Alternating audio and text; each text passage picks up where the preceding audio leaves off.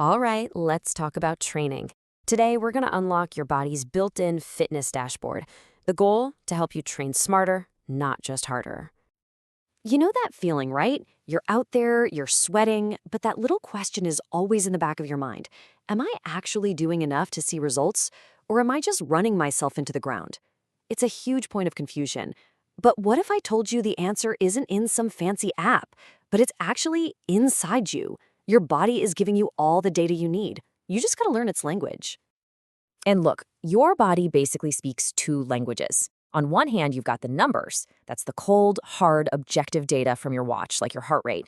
But then you have the feeling, your own internal sense of how hard things actually feel.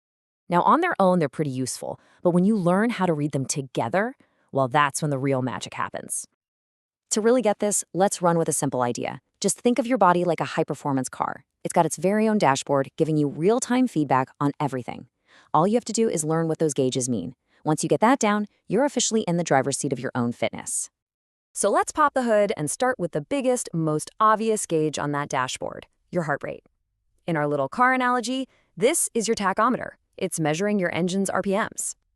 I mean, it really is the perfect way to think about it, right? Your heart is the engine. The faster it beats, the harder it's working to pump fuel, blood and oxygen out to your muscles. This makes it the most direct, objective way to measure how hard your body is truly working. Now, every car engine has a red line, that point where you really shouldn't push it for too long. Well, for your heart, that's called your maximum heart rate, or MHR. It's the absolute fastest your heart can possibly beat in 1 minute, and it's going to be the anchor point for all of our training zones. So how do you find your red line? Well, a lab test is always going to be the most accurate, but a fantastic starting point for pretty much everyone is this super simple formula, 220 minus your age. So if you're, say, 30 years old, your estimated max heart rate is going to be around 190 beats per minute.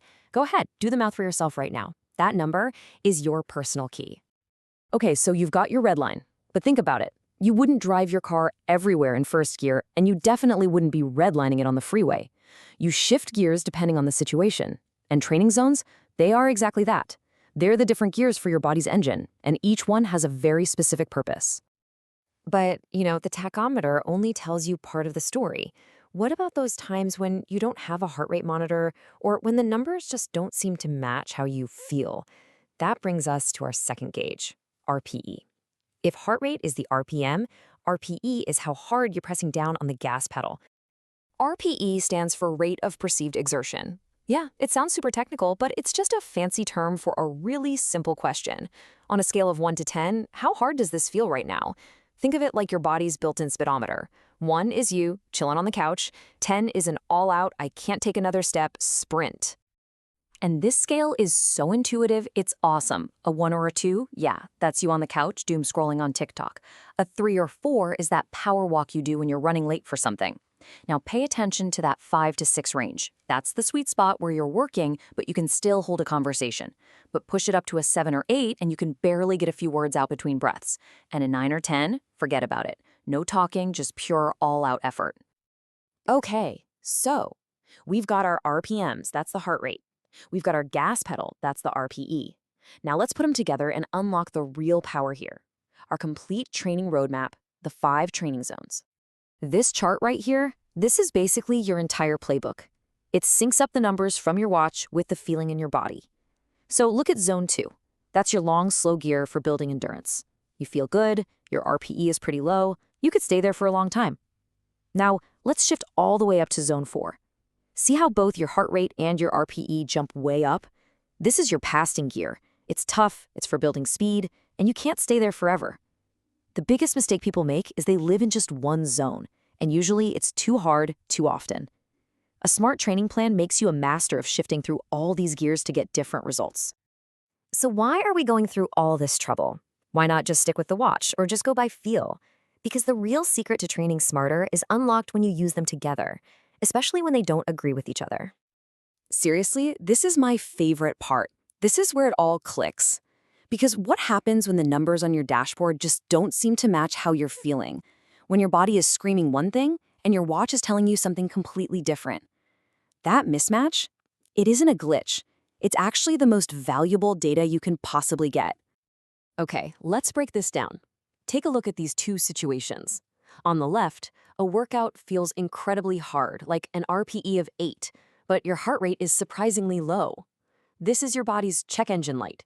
It's a huge sign to back off because you might be tired or stressed or even dehydrated.